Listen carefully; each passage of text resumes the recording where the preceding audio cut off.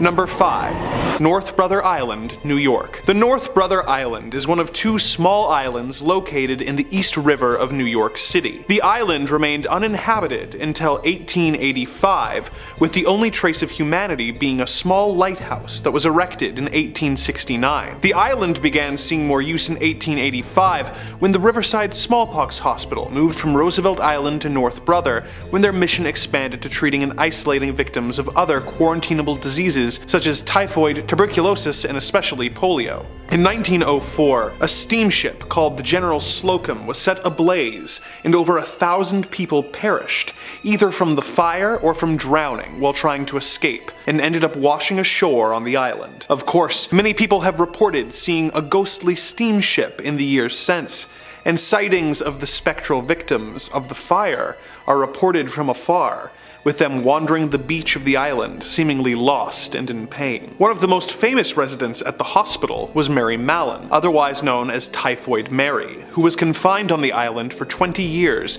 until her death in 1938, after being declared a public health menace for infecting between 51 and 122 people while working as a cook. As public health measures like vaccines began to be adopted in the 30s and 40s, the need for a quarantine hospital lessened to the point where the hospital was closed. It was converted into housing for war veterans who were going to school in the city following World War II, before being converted into a rehabilitation facility for young people suffering from substance abuse issues. But it was closed in 1963 due to the cost of upkeep and the widespread corruption of the staff. In the years since, it was considered for a variety of purposes, including housing for the homeless and an extension of the jail at Rikers Island, but the danger of the unmarked manholes and the advanced dilapidation of the buildings, which are mostly collapsed and overrun by poison ivy, resulted in such ideas being abandoned. It was eventually decided that the site would serve as a bird sanctuary for herons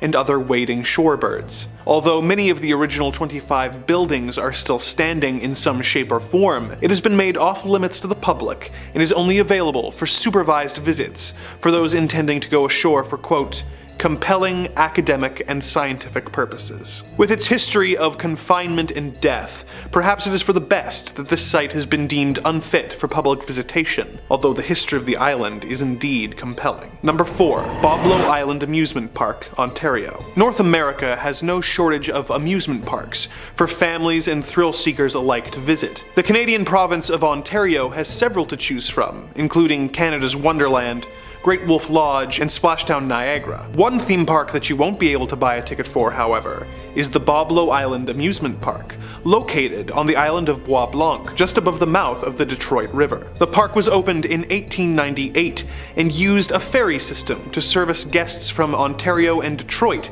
and bring them to the island, where they had a variety of attractions to keep them occupied and having fun. Some of these included the Falling Star, a log flume, a theater, a sky tower, Ferris wheel, a zoo, a carousel, and a dance hall, financed by Henry Ford. It also had 3 roller coasters, the Screamer, the Nightmare, and the Sky Streak. It also had Boblo's Scooter boats, which were essentially aquatic bumper cars. The park operated for many years before eventually closing down for financial reasons in late 1993. There are still ferries that operate in order to get island residents on and off the island, but the now abandoned amusement park has been declared off limits by the property owners. Of course, the dilapidated carousel building, dance pavilion, and sky tower have since proven to be too appealing for urban explorers to keep away from, and the eerie, overgrown site still sees a variety of visitors. Like any good amusement park, it of course has a reputation for being haunted by a variety of ghosts. My personal favorite of the ghost stories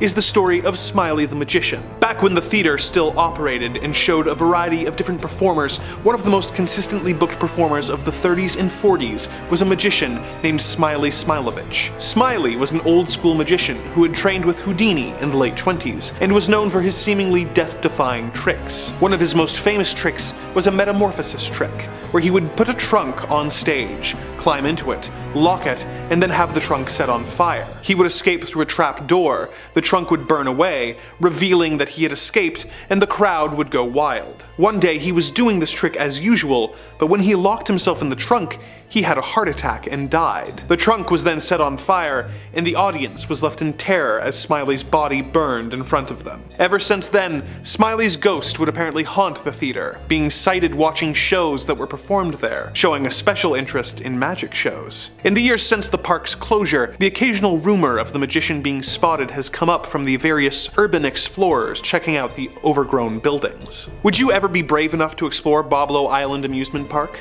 And if you did, would you be on the lookout for spectral magicians? Number 3. Bhangarh Fort, India. This 17th century fortress has a reputation for being the most haunted place in India, with people refusing to build homes near the fort for fear of falling under its curse. Despite this reputation, there is some debate as to why it is haunted, with two very different stories being told. In the first story, a king named Madho Singh wanted to build the fort but needed the permission of an ascetic monk who lived on the nearby land. The monk granted him permission to build the fort, but warned him that the fort's shadow must never fall upon the monk's home. Madho agreed to these terms and built the fort to the specifications. However, one of his successors added to the fortifications vertically, causing the fort's shadow to engulf the forbidden home, causing the fort to fall to ruin and become haunted. Another version of the tale is that an evil sorcerer fell in love with a beautiful princess named Ratnavati. She rebuffed his advances, so he bewitched a cosmetic that she was going to use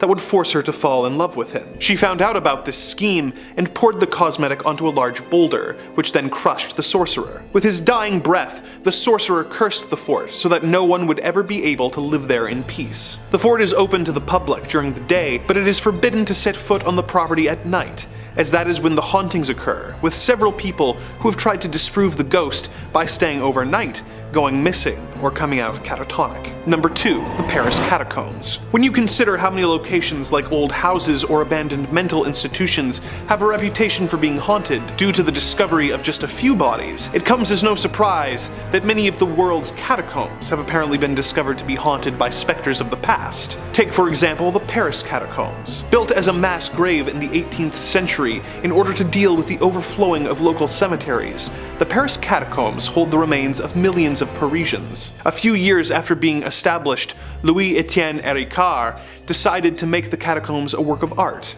by arranging the bones into elaborate displays. An inscription in the catacombs even reads, "Arrête, c'est ici l'Empire de la Mort," which translates to "Stop, this is the Empire of the Dead." Although a small section of the catacombs are available for visitors to peruse, the vast majority of the seemingly endless tunnels are banned for tourists to visit. In the years since they were constructed, there have been several reports of ghosts wandering the halls of the labyrinth-like grave, searching for a way out. As if that weren't bad enough, rumor has it that if you come into the catacombs at night, you will hear the whispers of all the spirits of the catacombs, trying to convince you to venture deeper and deeper into the catacombs until you become lost and unable to find your way out. Another often reported ghost is that of Philibert Asper, who was a doorman at the Val-de-Grâce hospital, who made his way into the catacombs in late 1793 when he was sent to fetch liquor from a cellar. With only the light of a candle to find his way out, he soon became lost and confused. It is also theorized that he was quite drunk at the time.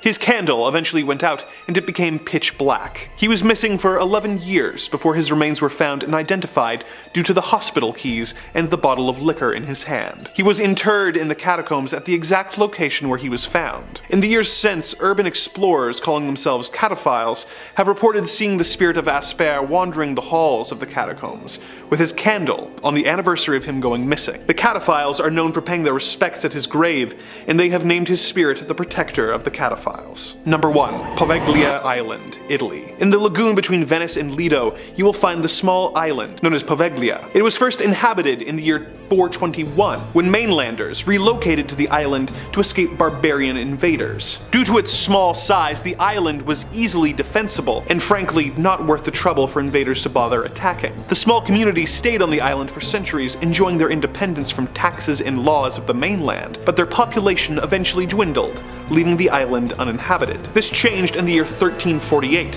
when the bubonic plague was ravaging Venice and the surrounding towns. Poveglia became a quarantine island, with symptomatic Italians being banished there to die. The center of the island had a giant pyre, where tens of thousands of plague victims' bodies were burnt to prevent the spread of the disease. When the plague returned in the year 1630, the island became a quarantine colony, once again, with even more bodies being burnt in the town square. Naturally, the location developed a reputation for being haunted by the tens of thousands of displaced and abandoned plague victims, but the island's creepy history was far from over. Aside from a brief period where Napoleon used the island to store gunpowder, relying on the ghost stories of the place to keep unwanted visitors away, the island remained largely uninhabited until an insane asylum was built on the island in the late 1800s. It was a brutal hospital that was poorly constructed and used more to exile the patients from society than to help rehabilitate them. One of the doctors working there in the 30s conducted strange and cruel experiments on the patients for years,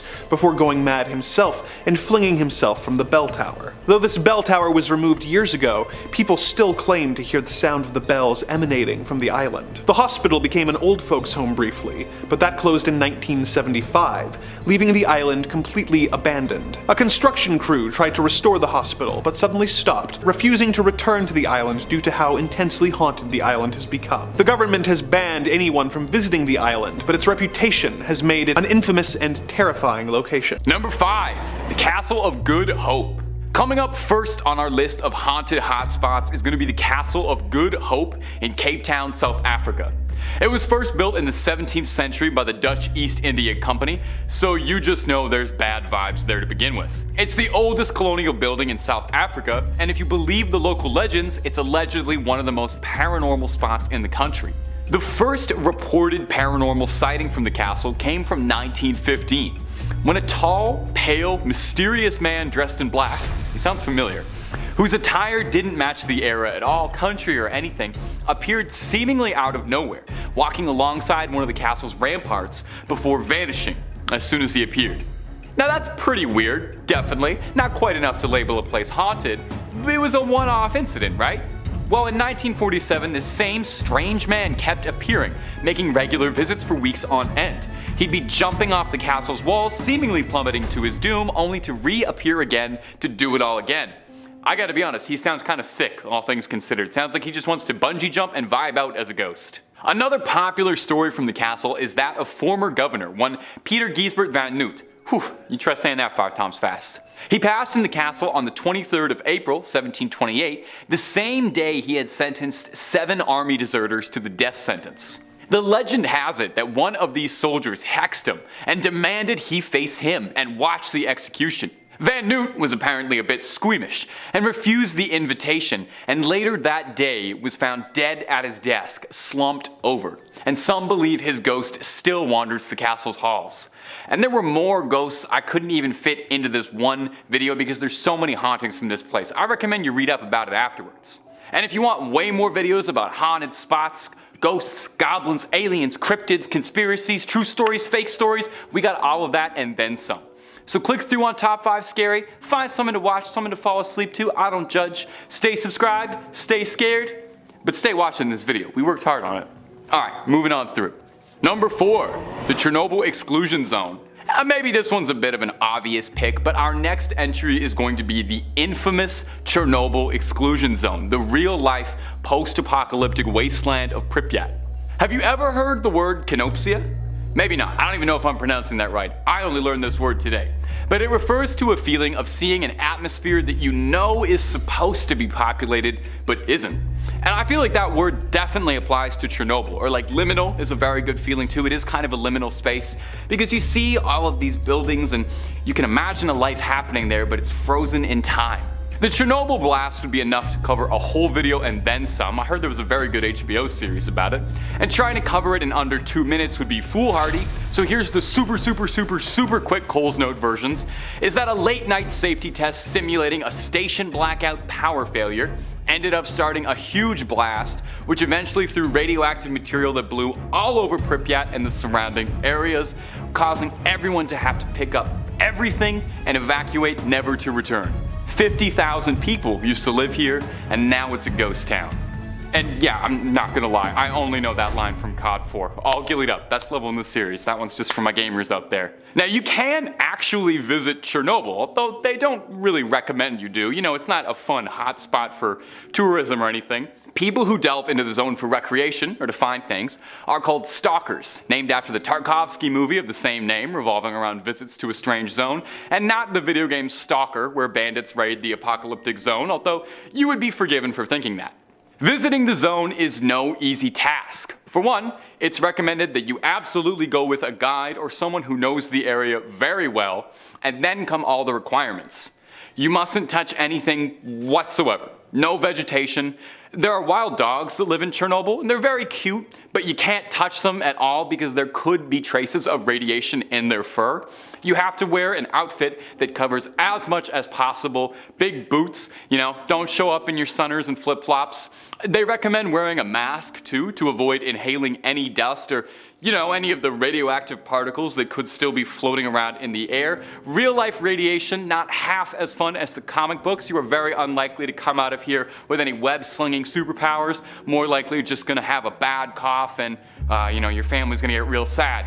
You're asked not to enter any buildings because some are so degraded that they could collapse literally at any minute with the wrong pressure applied somewhere, and then you're just another tragedy. Now, I've never been, but from pictures, Chernobyl genuinely seems unreal, like it's not part of the world, you know? It seems like it's something out of a movie or a video game, but it's this harrowing, soul-crushing reflection of our reality, a stark warning on the dangers of nuclear power, and a grim reminder that your life as you know it can be upended forever in but a moment. Number 3. Mausoleum of the first Qin Emperor, Qin Shi Huang. The tomb of former Emperor of China, Qin Shi Huang, is notable for many reasons.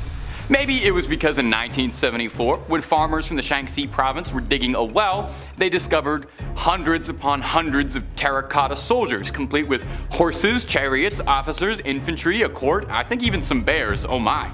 They discovered one of the world's greatest archaeological wonders. 2,000 terracotta soldiers in Qin Shi Huang's tomb.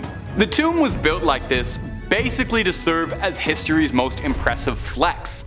Qin Shi Huang wanted to make it good and clear that even in death, he held more might and more power than anyone could ever imagine. You know that saying, you can't take it with you? Well, he wanted to take it with him. He wanted his own army to serve him in the afterlife. The wild part about this is we don't even know how far it goes, since it still hasn't fully been uncovered, even all these years later. Those thousands of terracotta soldiers might just be the first wave of guys. While he reigned, Qin Shi Huang wanted to make very sure that his tomb was a good approximation of his legacy, so thousands of laborers worked tirelessly for decades to create an emperor's tomb. They think that 700,000 laborers worked on this for 40 years. That's already unbelievable, but Qin Shi Huang only even lived to be 49, so good thing they got that done in time, eh? Qin Shi Huang himself is buried beneath an enormous pyramid mound that stands a good distance away from the rest of the tomb. Now here's where the haunted part starts to come in. According to historians, this central tomb contains treasures and wondrous objects he attained during his life, including a flowing river of pure mercury, which doesn't really sound like the greatest idea, but back then they thought that made you immortal. Soil testing the nearby areas does have elevated levels of mercury, so that might actually be true. No one is too eager to check though, since it sounds like Qin Shi Huang kitted this place out to keep any would-be Nathan Drakes or Lara Crofts from raiding this uncharted tomb. It's said that it's got ancient ballistas and all sorts of traps like mechanisms that'll fire arrows at potential grave robbers, and hey, that mercury vapor probably isn't doing you any favors, so don't try to breathe that in.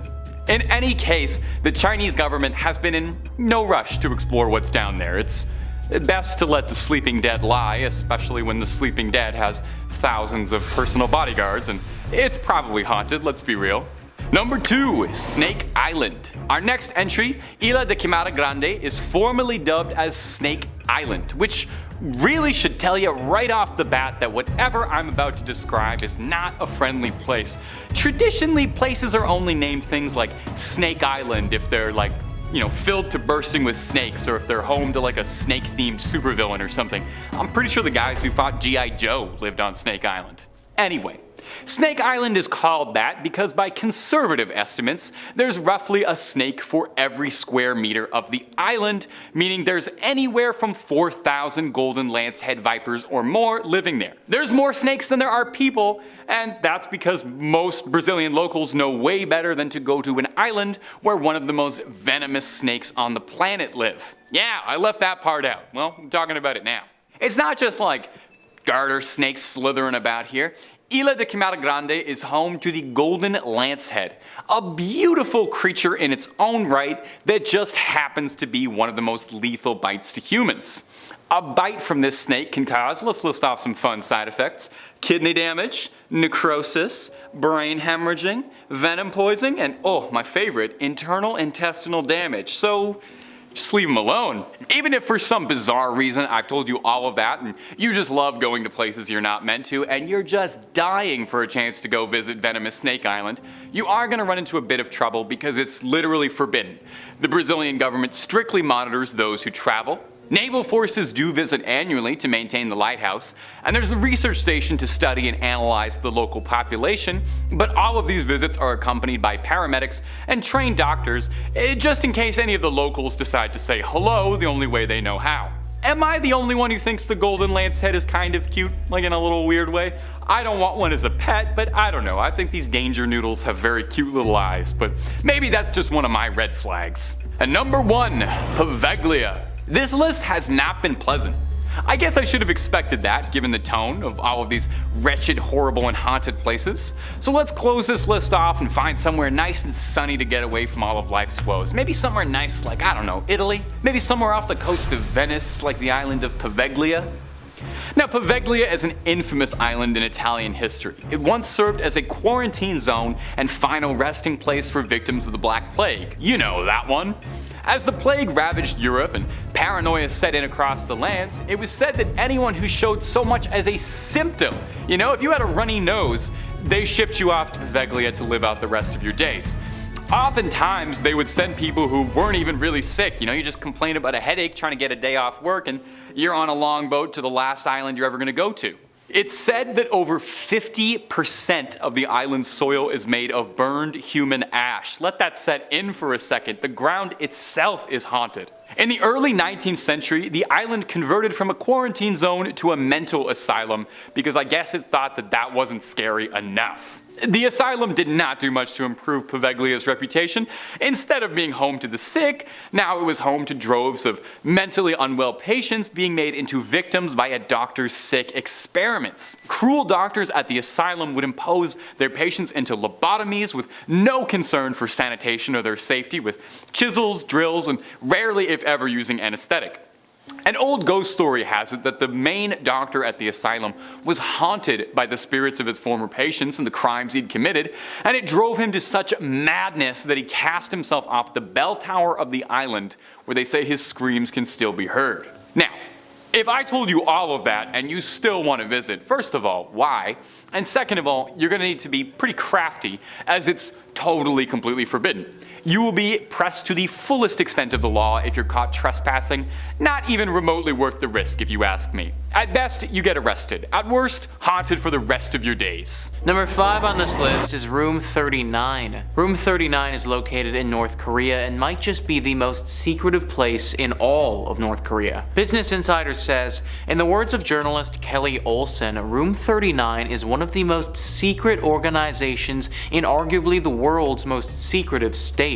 Created in the late 1970s, Room 39 is said to be located inside the Workers' Party building in Pyongyang, taking its name, according to some sources, from the office it occupied at the party headquarters in its early days. Although there isn't much official information on the room due to the secrecy of its activities, it's believed that it raises funds through commercial enterprises, both legal and illegal, with activities ranging from counterfeiting to the sale of gold, drugs, waste or weapons. This network of companies present in various parts of the world is estimated to have been able to contribute up to $2 billion a year to North Korea. It's speculated that Room 39 could be behind the sophisticated counterfeiting of $100 supernote bills that were issued over decades. It's really hard to write on this room because it literally is so secret. Like, I truly have absolutely no idea what goes on in Room 39 or who's in Room 39. All I know is that it probably exists in North Korea and that we do not want to be a part of it. I have to imagine that entering that room is pretty much a death sentence. Everything going on in there would be so top secret that leaving the area alive would be near impossible. Now, don't get me wrong, it would be very cool to see who's in this room and what they're actually up to. Big organized crime like this, when the government is involved and corporations are a part of it, that's super interesting and I would love to know more. But ultimately, the juice isn't worth the squeeze on this one, so stay away from Room 39 in North Korea. Not like you'd actually be able to get in there anyways though, because it's North Korea, but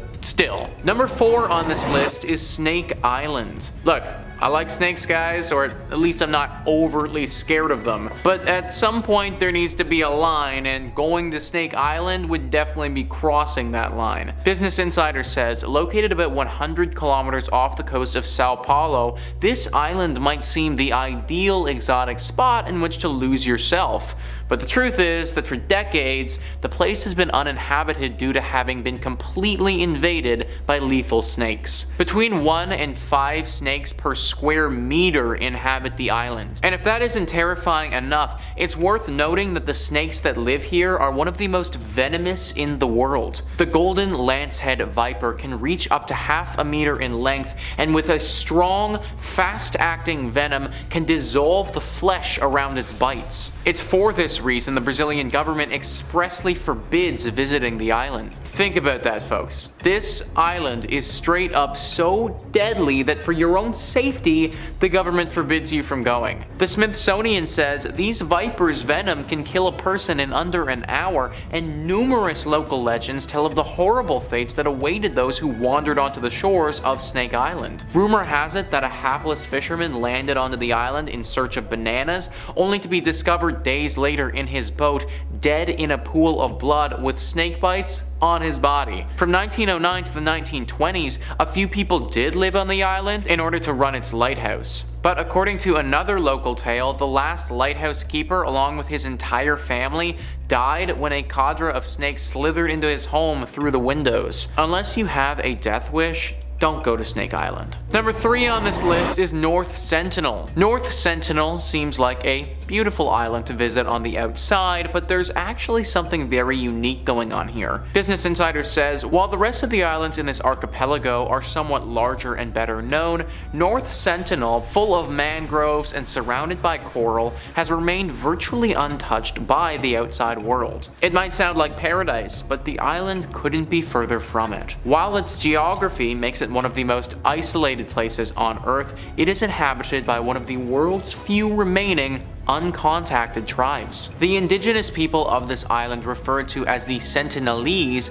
have had practically no influence from the modern world. Throughout history, encounters with the population have been met with violence. In 2006, they killed 2 fishermen whose boat had been dragged by the current to their shores. According to The Guardian, a 3-mile restriction zone prevents visitors from entering the territory. According to Survival, an NGO for the rights of indigenous and tribal peoples, the Indian government has abandoned any plans to contact the Sentinels. The entire tribe could be wiped out by diseases to which they have no immunity, which is why authorities respect their wish to remain uncontacted. This is truly insane if you think about it. Literally an entire society on an island with hardly any knowledge of the outside world at all. Like, I wonder what they know about and what they don't know about. Do they know about technology?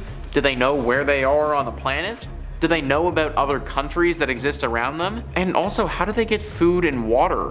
What are their houses like? What's the everyday lifestyle of somebody living here like? What language do they speak? These are all questions that I think a lot of people would love to know the answers to, but it's just impossible to actually find out without encroaching on their territory. This could prove dangerous for those who go there, and then also dangerous to the people who live there themselves. So for everyone's safety, we just need to let it be. Number 2 on this list is Bhangarh Fort. This fort is located in India and is definitely one of the country's most haunted locations. Between Jaipur and Alwar in Rajasthan lie the ruins of what was once a splendid kingdom. The fort was built by the ruler of Amber Kachwaha for his youngest son in 1573, and gradually its population dwindled until 1783 when a strong famine forced the villagers still living there to flee. Local legends state that the reason for the kingdom falling into ruin was that the fort was cursed. As the only legally recognized haunted place in India, according to the Times of India, a government permit is required to be able to enter before dawn or after sundown. Although it's said that the reason is down to wild nocturnal animals such as tigers and the lack of artificial lighting in the area, no one knows what else could be lurking in the ruins. Literally, this place is legally recognized as being cursed. There are very few places in the world where the government has actually claimed that it's cursed, but this is one of them. I know that you have to be on the lookout for tigers and other wild animals, but if this place is truly haunted, as people suspect it is, then wild animals are going to be the least of your worries. This is an ancient fort. Who knows what type of death or evil things transpired here over the years? If it's actually cursed, then there could be so many different types of ghouls or creatures lurking down there just waiting for some unsuspecting victim to come down. And number 1 on this list is Dulce Base. We often look at Area 51 as the big and scary base in America, but Dulce Base is right up there too as a place you probably should not go. Holidify says Dulce is a quaint town near the Colorado border in New Mexico. With a population of 2,600 Native Americans, this town serves as an underground laboratory where unbelievable experiments take place. It is said that the Dulce Base is a massive hidden compound that houses incredibly advanced technologies and human-animal hybrids. This base has very tight security and is regarded as one of the top forbidden places in the world and in the USA. Very recently we were talking about human-animal hybrids, and I brought up in that video how some of them might be hidden from the public. Human-animal hybrids have gotten a lot of backlash, so doing them in a top secret base where no one is watching might make more sense from a government standpoint. Whatever they are truly doing down here though, it's clear that if you go in, you're not going to be coming back out. If you don't have the proper clearance, then heading into this base would definitely be a death sentence. I, for one, don't want to be turned into a half-horse human being thing, so I'd stay away. Number 5, Fengdu Ghost City. Fengdu Ghost City. Well, right off the bat, I feel like this is probably a spooky place. You don't name cities Ghost City unless there's a good reason for it. Well, the good reason is that the city got its name during the Eastern Han Dynasty. 2 imperial nobles, Yin Changshen and Wang Fengpin, came to Ming Mountain to discover a way to achieve immortality. Combining their 2 names, Yin and Wang, Ying Wang, translates to King of Hell, and that cemented the site as an underworld hotspot. Since then, the place was built to be a shrine to the underworld with several temples showing paintings and sculptures of people being punished for their sins and cast into eternal damnation. It's pretty spooky, but honestly it's pretty cool. It's good craftsmanship. And there is some rich folklore to go with the place. Chinese mythology and beliefs say that the dead must pass 3 tests before they're allowed to cross into the underworld, which sounds exhausting to me. I can't even enjoy the relief of death before you're asked to solve some riddles and pass some tests. The village is kind of like a place to conduct these tests, and now you can actually go to it yourself and do it as a tourist attraction and watch performers act out all the trials. But here's the trials. The first test is passing the Bridge of Helplessness, which does sound a little bit like it's from one of the Dark Souls games. It was built during the Ming Dynasty, and good souls are allowed to pass, while evil ones will fall into the water below. Then, you proceed to Ghost Torturing Pass. Oh, that's a fun place to be, where they present themselves for judgment. Finally, the last test is at the entrance to Tianzi Palace, where the ghost must stand on a certain stone on 1 foot for 3 minutes straight. I don't know why I'm standing on 1 foot when the camera is above my waist. You can't tell what I'm doing. I could be standing on as many feet as I want. A good soul will be able to do it, an evil one will fall over. Now this site now is a popular tourist destination due to its very unique structures and fascinating, if not a little bit horrifying decor.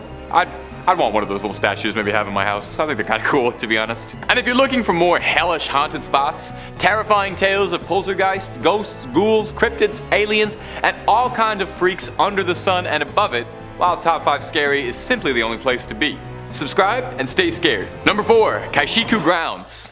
If you go to Caishikou today, you probably wouldn't think much of it at all. Most notable thing around there is a subway station, and aside from that, there's a vegetable market outside, and you can probably score a pretty decent deal on corn. But if you visited Caishikou back in the 19th century, however, when it served as an execution grounds for prisoners, you probably wouldn't feel too welcome. Thousands of prisoners were brought to the Caishikou grounds to serve out their last moments. Every autumn, prisoners were taken through the Zhuanwumen, which earned the fun nickname, the Gate of Death at dawn. Awesome. The doomed would then be lined up east to west, their necks stretched by rope to make it easier to chop. Well, that's good. We always want to make it as easy as possible for the guy chopping necks. A singular chop to the neck was considered the easy way out of a one-way trip to Caishikou. Prisoners accused of more serious crimes would be sentenced to lingqi, which was a horrid punishment of slowly slicing someone many times, leading to it sensationally being dubbed the death of 1,000 cuts by outsiders. These executions were designed to be a public spectacle, something for everybody to come and enjoy, something for the whole family to do when no good movies were playing. Caishikou was one of the busiest intersections in the outer city of Beijing, so crowds would gather to see these things. Most horrifically about this, though, is that sometimes the prisoners who were executed, their bodies were photographed and made into postcards. Given this sordid history, is it much of a surprise at all that passers-by and visitors claim that they can sometimes see ghostly apparitions making their way through the dark hours of the night, or that you can hear screams at all hours? If you ever visit Beijing and make a stop by Caishikou, take a photo. The postcards they sell in the gift shop are a little, dicey. Number 3, the Forbidden City. The Forbidden City. Well, that tracks. That sounds very forbidden. Well, back in the 14th century, when it stood as the heart of the Ming dynasty and served as an imperial palace, yeah, you'd have a pretty difficult time getting access if you were but a common serf like myself. But I think they've relaxed their stance just a little bit, because I found more than a few Google recommended articles for tourist things to do in the Forbidden City. I think they just charge like price of admission now. So it's actually very easy to get into the Forbidden City, and the Chinese government does know about this. So the formerly Forbidden City, which is not quite as catchy a name, is a beautiful tourist spot and definitely worth checking out. It's got years upon years of culture and rich history behind it, and most importantly, it's said to be very haunted. The Forbidden City is a pretty credible place for a haunting, if I must say. Ghosts are said to be born out of a place of malice, and the Forbidden City has over 600 years of deaths, assassinations, and who knows how many backstabs and plot twists where the intrigue are out there. The most recurring ghost story coming out of the Forbidden City, though, is that there's a ghost of a weeping woman, all dressed in white, wandering during the dark hours. Following her is a lingering flute playing. Visitors claim at times they see ghost dogs that run through corridors at the edge of the city, digging up ghost bones. Some travelers report feeling an indescribable strangeness while wandering through the temples. Could it just be they're overcome with beauty and majesty of one of the wonders of the world, or is there spectral energy floating through the air? Before we move off on this one, I want you to take a look at this. A travel blog from Vancouver posted about their experiences traveling through the Imperial City. They noted how odd it was that all the doorways had a raised platform. The guide told them that was a way to confuse ghosts to keep them out. They took tons of photos, but only one stood out for them when they came back. See anything suspicious? Like a ghostly figure just kinda hanging right there in the center? Ugh. Number 2, Dead Fengman Village. Coming up next on this list is going to be Fengman Village. Fengman Village is sometimes known as Dead Fengman's Village, which is not exactly the most welcoming name you want to hear, but there's a pretty good reason for it though. The village itself is about as dead as a village can be, long abandoned by an unknown tribe. It's located in the valley of a nameless mountain in northern China's Henan province. An abandoned city left in a nameless mountain. It seems like it's the start of a chosen one, like heroic journey out there, start of a quest. The surrounding landscape is supposedly quite beautiful. A flowing brook, a lush forestry and trees, and buildings from the Qing dynasty. 39 buildings, 200 rooms, all of them left completely vacant. And the weird part?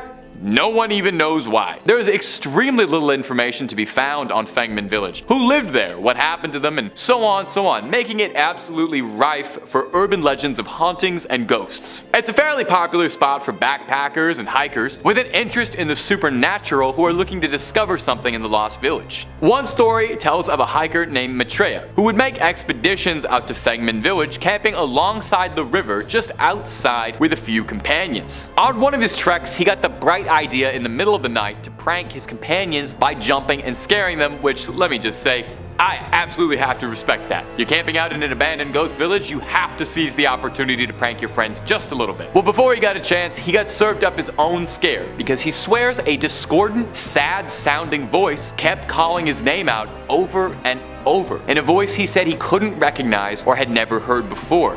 And none of his friends had any idea what he was talking about. At number 1, Chaonei 81. Our next entry is Chaonei number 81, a building that has a fairly notable reputation, being listed as the most haunted building in Beijing. It's Beijing's most famous haunted house. The ghost most commonly reported in this house is that of a woman who was the wife of an officer in the National Revolutionary Army during the Chinese Civil War in the late 1940s. He had fled to Taiwan with his compatriots before the end of the war and left his precious wife behind. Naturally, she was pretty upset about this. She was despondent. She felt that without her husband, she had nothing left to live for and thusly took her own life. And her spirit has been trapped in the house ever since. Residents who live around the area claim that during thunderstorms you can hear shrill, violent screaming coming from inside the house. Visitors report that walking into the house immediately, you feel a cold chill come over you and a feeling of inescapable dread. Not good. Not good to feel those things. There's stories of people going inexplicably missing connected to this mysterious house. One notable story is that of a British priest who is said to have initially built the property to serve as a church who went missing shortly before it was finished. When an investigation was launched to look for him, they supposedly discovered a secret tunnel that led to a neighborhood in the northeast, and the priest's body was never discovered. Now, another story was that 3 construction workers in the basement of a neighboring building weren't paying attention to what they were doing and broke through a thin wall leading into building 81. They went through the hole and the 3 of them vanished. And now there are people who conspire that this event is what led the government to cancel its plans to demolish the building for fear that it might be haunted. And it hasn't been yet because it's still standing there, and you're more than welcome to visit. You can take a guided ghost tour if you're feeling brave enough, and hopefully you come back.